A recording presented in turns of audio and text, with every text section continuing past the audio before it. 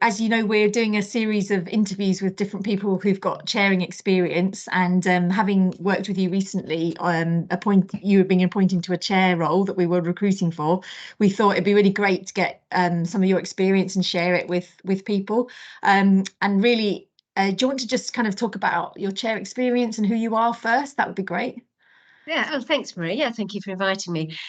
So I've actually been a chair of two organisations so far, and I was a trustee before that, and they're quite different organisations. So I started as a trustee in 2010, so 13, 14 years ago now.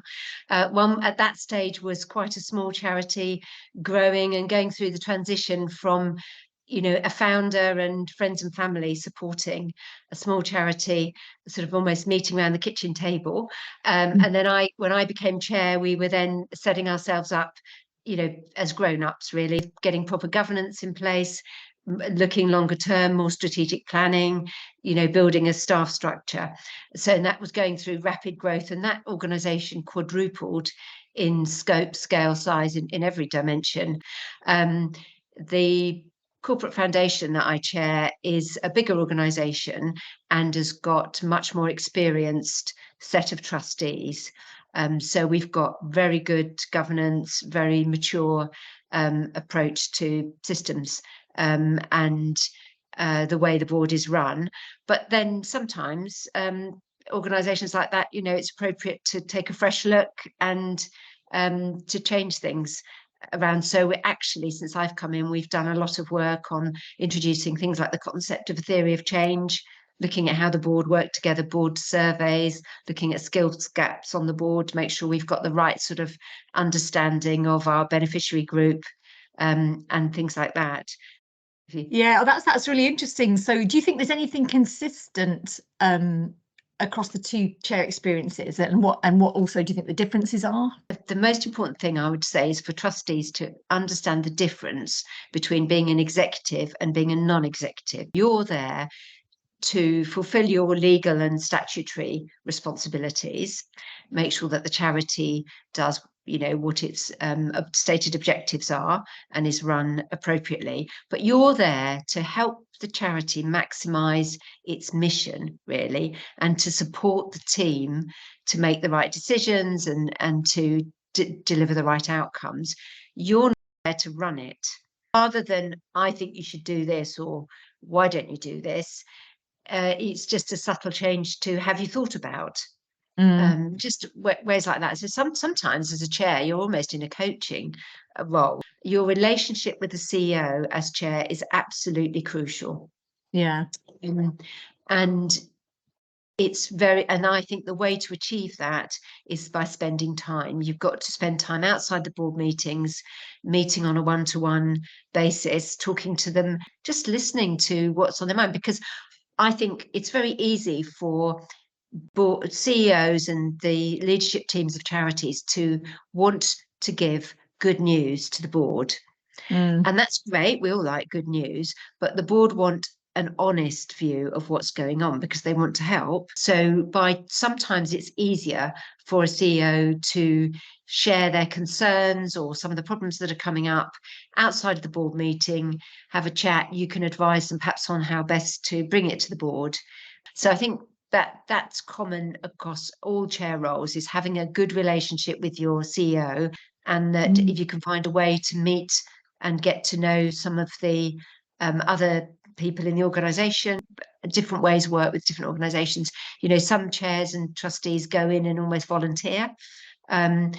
Others might have a lead trustee who links into one particular function, whether that be finance, fundraising, operational issues, but finding ways for the board to feel that they're part of the wider team, and for the leadership team to feel the board are part of their team.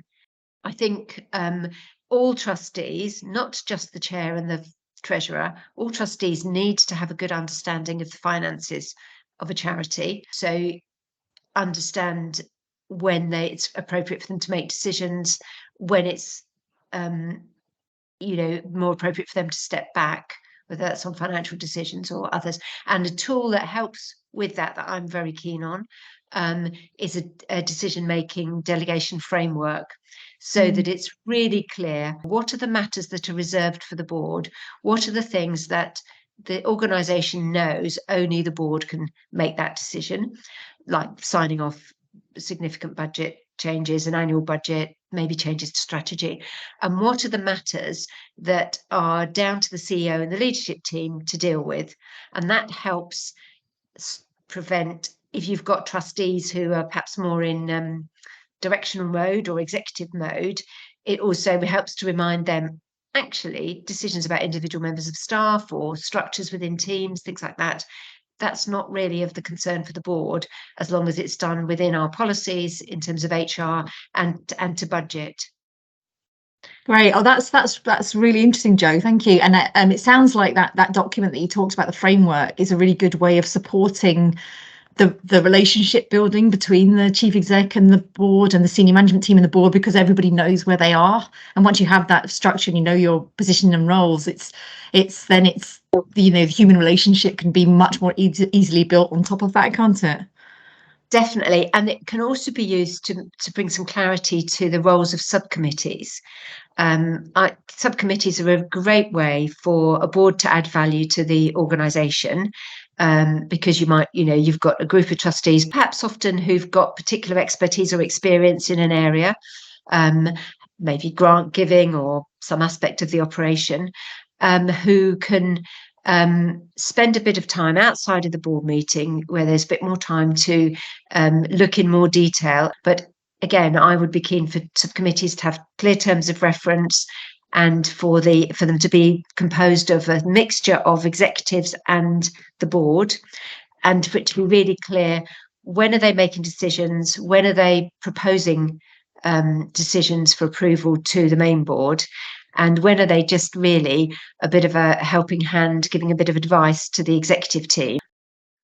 Yeah, great. Thank you. And just one final question. I know you mentor organisations. So in terms of diversity or encouraging people, to get into being both a trustee and then onto a chair role, what do you think is important? Because obviously for diversity and also for including people who maybe don't feel confident in that environment, some skills are needed, aren't they, so that we set people up to succeed, really? Yes, I think that's a really good question, Marie. And the longer I'm a chair or involved with charities, I can understand why there's a historic sort of stereotype of a person that becomes a trustee and a chair, because they've got the time, they haven't got the other pressures that sometimes come, when you've got other things going on in your life. I think there's a real need. It's really important that charities, are representative of the communities that they serve and support. It's about diversity of thought, diversity of experience. Whilst it's very comfortable for everybody to agree and say, oh yes, this proposal's come up, we all agree, let's do it. Actually, if you've got questioning voices on the board round the table, in my experience, you'll come to a better quality, more robust decision and outcome. But so to answer your question more directly, if somebody was thinking of getting involved, I think the first thing is, if they have the capacity to do some volunteering in a charity that interests them, that's often a route into becoming a trustee, gives them a good understanding of the on the ground challenges that the charity is facing, things like that. However, if you're in full-time employment, you might not have time to volunteer. I would say apply if you've got something that interests you. There's nothing better for a board than have someone who's got some passion. And then once you're, been successfully appointed, there's lots of courses out there. And I would say ask the organisation, if they don't offer it, say, I'd like to go on a course that can be online, can be half a day there, to understand the role of a trustee. I joined an organisation called the Association of Chairs. In fact, initially, I didn't even pay the membership. I just went along to some of their meetings, where it was a chance to do a bit of peer-to-peer, discussions and listen to some talks. And I found that really, really helpful. So the help's out there. And we need more people.